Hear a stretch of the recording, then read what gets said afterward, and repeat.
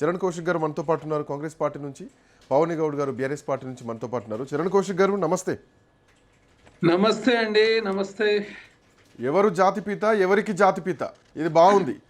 ఎవడు జాతిపిత, ఎవరికి రా జాతిపిత, ఇది కొంచెం అభ్యంతరకరంగా లేదు. వయసులో పెద్దవాడు, సరే కేసీఆర్ అంటే ఒక ఐకానిక్ లాంటి ఫిగరు, తెలంగాణ ఉద్యమంలో క్రియాశీలక పాత్ర పోషించారు.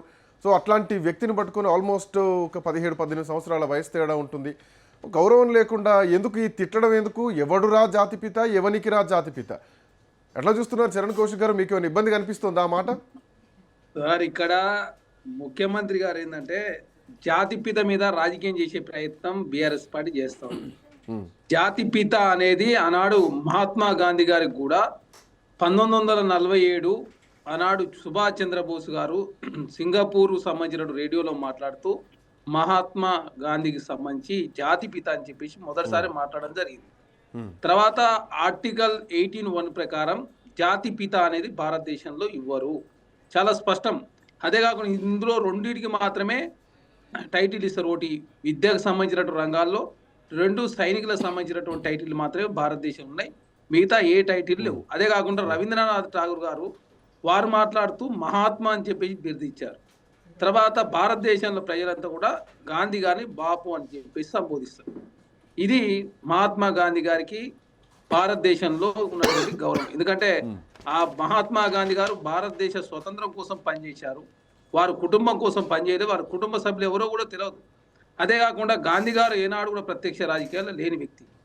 అట్లాంటి మహాత్మా గాంధీ గారిని జాతిపిత అనేది భారతీయ ప్రజలంతా పిలుచుకుంటా ఉంటే దాని మీద కూడా మీరు రాజకీయం చేసే ప్రయత్నం చేస్తే ముఖ్యమంత్రి గారు ఘాటుగా మాట్లాడారు. చరణ్ కౌశిక్ గారు మీ మాటల్లో చాలా సంస్కారవంతంగా కనిపిస్తోంది, మీ మాటల్లో చాలా హుందాతనం కనిపిస్తోంది. సగటు కాంగ్రెస్ నాయకుడిగా మీరు ఇచ్చినంత హుందాగా, ఇంత పద్ధతిగా ఒక ముఖ్యమంత్రి ఎందుకు ఇవ్వలేకపోతున్నారు? ప్రతిపక్షంలో ఉన్నప్పుడు తిడితే సరే, ఓట్లు పడ్డాయి, ఆ ప్రతిపక్షం ఉన్నప్పుడు తిడితే అది వేరేలా ఉంటుంది. అధికారంలోకి వచ్చిన తర్వాత ఒక ముఖ్యమంత్రి హోదాలో ఉండి కూడా ఇలాంటి మాటలే మాట్లాడితే ప్రజల్లో చులకనగారా ఆ ఆలోచన రావట్లేదా?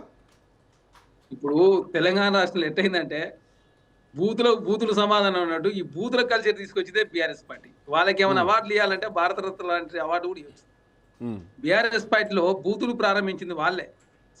దద్దమ్మలు, సన్నాసులు అని రకరకాలుగా ప్రారంభించి, ఇక కేటీఆర్ గారు అయితే నువ్వు మొగాడు అయితే రా అని చెప్పేసి ముఖ్యమంత్రి గారు అంటే వారు కొడంగల్ సభలో వారు మాట్లాడుతూ నేను మగాన్నే ఎక్కడికి రావాలి చెప్పు, సిరిసిల్లకి రావాలన్నా, సిద్దిపేట రావాలన్నా, లేకపోతే చింతమడక రావాలన్నా అని చెప్పేసి ముఖ్యమంత్రి గారు మాట్లాడారు.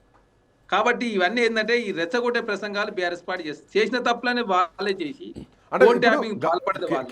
కేటీఆర్ ని, హరీష్ రావును తిడితే అది ఓకే, తెలంగాణ ఒప్పుకున్నదేమో, బీఆర్ఎస్ పార్టీ నాయకులు కూడా తిరిగి కౌంటర్ వేశారేమో.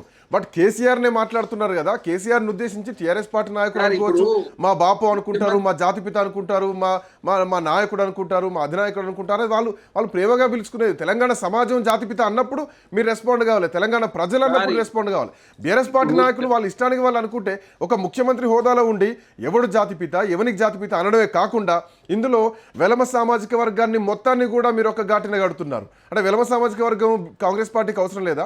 మీ పార్టీలో వెలమలు లేరా? సో వాళ్ళని ఎందుకు, వాళ్ళ ఆత్మాభిమానం మీద ఎందుకు?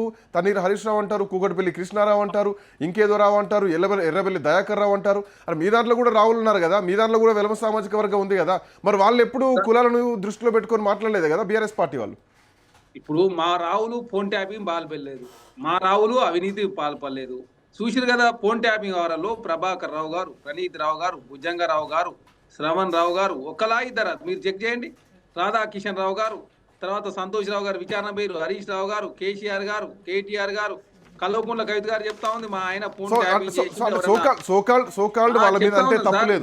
కానీ ఆ మాటల్లో ఆ జాతి మొత్తాన్ని అంటున్నారు, వెలమ సామాజిక వర్గాన్ని మొత్తం అంటున్నారు. సో అంటే ఆ ఓట్లు అవసరం లేదా? ఒక కిలో బియ్యం అని చెప్పేసి మాట్లాడతారు, షారెడ్ బియ్యం అని చెప్పేసి మాట్లాడుతూ ఉంటారు. ఒక సామాజిక వర్గాన్ని మొత్తమే ఒక ఘాటిన కడుతున్నారు కదా సార్. రాజకీయ విమర్శలు, ప్రతి విమర్శలు జరుగుతూ ఉంటాయి. రాజకీయ విమర్శల్లో భాగంగా ముఖ్యమంత్రి గారు చాలా ఘాటుగా ఎందుకు మాట్లాడాల్సి వచ్చిందంటే వాళ్ళు మంచిని మంచనకుండా ప్రతిదాన్ని చెడు ఆపాదించే ప్రయత్నం బీఆర్ఎస్ పార్టీ చేస్తా ఉంది. సింగరేణిలో వాళ్ళు సుజన్ రెడ్డి గారి గ్రూప్ కు కావచ్చు, కాళేశ్వరంలో 5వ ప్యాకేజ్ కావచ్చు, వాళ్ళ ఆయనలో టెండర్లు ఇవ్వచ్చు, సింగరేణిలో 2 టెండర్లు ఇవ్వచ్చు, ఎక్సెస్ 10% ఇవ్వచ్చు. కానీ కాంగ్రెస్ ప్రభుత్వంలో 10% ఎక్సెస్ ఇస్తే అసలు మా ప్రభుత్వంలో 10% ఎక్సెస్ వేయలేదు. ఈ సంస్కృతి కొత్త కాంగ్రెస్ ప్రభుత్వం తీసుకొస్తుందని చెప్పేసి పచ్చి అబద్ధాలు ప్రచారం చేస్తే తెలంగాణ సమాజానికి వాస్తవ విషయాలు వివరించాలి కదా. చాలా డెమోక్రటిక్ తెలంగాణ రాష్ట్ర ఎలక్షన్ జరుగుతా మున్సిపల్ ఎలక్షన్ 2020లో బీఆర్ఎస్ ప్రభుత్వంలో 80 మున్సిపల్ కౌన్సిలర్లు ఇనానిమస్ అయినాయి. అందులో 77 బీఆర్ఎస్ పార్టీకి, 3 ఎంఐఎం పార్టీకి. ఈ రోజు 14 ఇనానిమస్ అయితే 12 కాంగ్రెస్ కి, 2 బీఆర్ఎస్ పార్టీ ఇనానిమస్. ఎంత డెమోక్రటిక్ కాంగ్రెస్ ప్రభుత్వం ఎలక్షన్ జరుగుతుంటే మీరు దాన్ని కూడా రాజకీయం చేసే ప్రయత్నం, టెండర్లో రాజకీయం చేసే ప్రయత్నం, పాల్పడేది మీరే, అవినీతి పాల్పడేది. ఇలాంటి రాజకీయ విమర్శలు ఖచ్చితంగా యాక్సెప్ట్ చేయాల్సిందే. పవన్ గౌడ్ గారు